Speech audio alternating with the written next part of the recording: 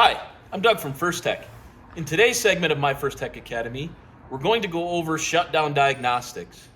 So to enter the process for Shutdown Diagnostics, we're going to do a few things. First of all, we're going to remote start the vehicle.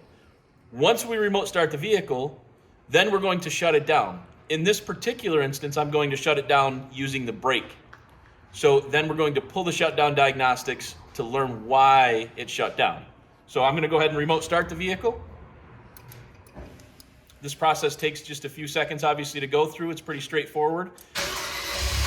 You're going to see with the new CMX controllers that you actually have an LED status that mimics the parking lights right on the brain itself. So you'll be able to see this LED right here. This is what we're going to watch for the LED diagnostics in this case.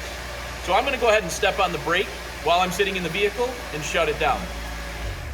So you'll notice the vehicle shuts down. Once you've done that, all you have to do is, on any one-way remote, press and hold the key and the trunk button for 2.5 seconds. So we're going to press and hold the key and trunk. We're going to watch the LED.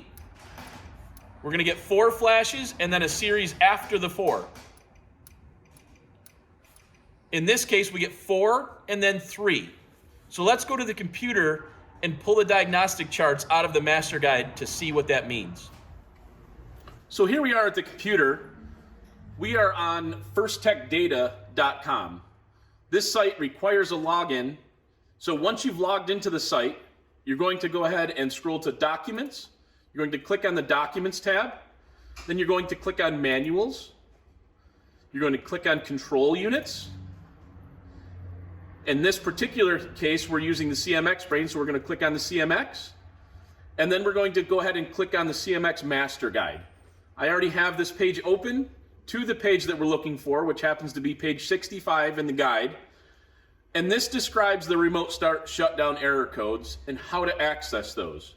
So when we triggered that remote start error code, we've got 4 flashes, which this says the parking lights will flash 4 times, and followed by 3 flashes, which is going to indicate that the foot brake was triggered. So if, for example, the hood was opened in the vehicle, we would have gotten 4 and then 4. If we lost tach signal, we would have gotten 4, then 1. And accordingly, we would have also gotten 4 and then 2 if we lost the e-brake signal, which would be manual transmission only. So hopefully this helps. Have a great day.